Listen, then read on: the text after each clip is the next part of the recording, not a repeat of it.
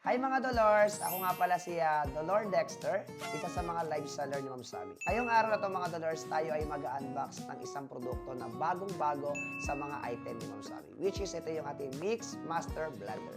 So box pa lang yan guys, panalong-panalo na. Okay? So ngayon, i-unbox natin siya guys.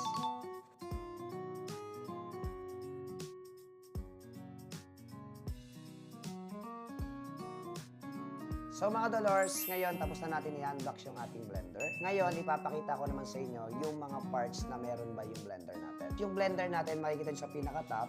So makikita nyo dyan yung pinaka-power on, yung ating light indicator once na ginagamit na natin siya. And then yung ating straw silicone flap.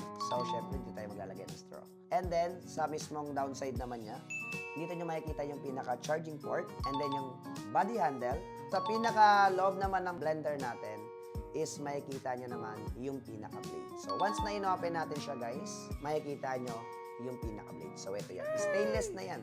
Kaya, syempre mga Dolors, hindi lang naman yung blender ang meron tayo. So, Yes. kasama sa mismong box natin is yung ating silicone straw with additional brush na yan. So, syempre, pagka-nilinis tayo. And then, yung ating pinaka-cord.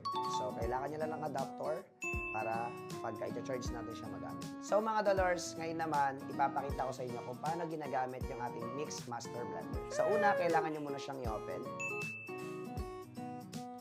And then, syempre, mag-add na tayo ng ingredients. So take note guys, yung ating pinaka-body handle is meron siyang hanggang 330 ml yung pinaka-max na level. Okay? Gagamit tayo ng Nutri-Essential Plant-Based Protein. Okay? So yan, i-open lang natin.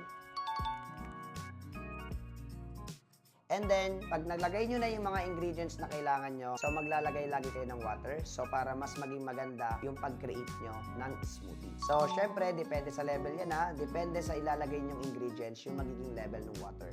Okay. So, dahil hindi naman ganun karaming nilagay natin, konting amount lang ng water yung ilalagay natin. And then, isasarado natin. Once na ginagamit na natin siya, so make it sure na dapat lagi nyong ititignan yung pinaka-light indicator. So, kailangan yan po ay mag-blue indication.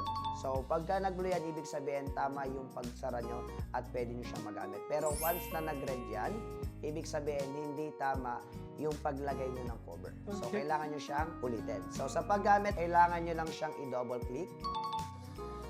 And then, once na double click nyo siya, guys, mag-on na yan. So, kailangan naman natin baliktarin yung pinaka-tumbler para mas mag-mix ng maayos or tamaan ng blade lahat ng ingredients na ilalagay natin. Okay? So, 47 seconds lang yung continuous na paggamit, guys. In just a matter of seconds, after nun, okay na siya. So, ngayon, guys, umi-stop na. That's the time na pwede na natin siyang inumin. Buksan mo lang yung pinaka-straw silicone cover. Ilagay mo yung straw. Ngayon, titikman na natin. Wow! Ang sarap. Very perfect. Ano pa inaantay nyo mga Dolors? Check out na! So muli, ako nga pala si Dolor Dexter, isa sa mga live seller ni Ma'am Sammy. Maraming salamat at paalam po.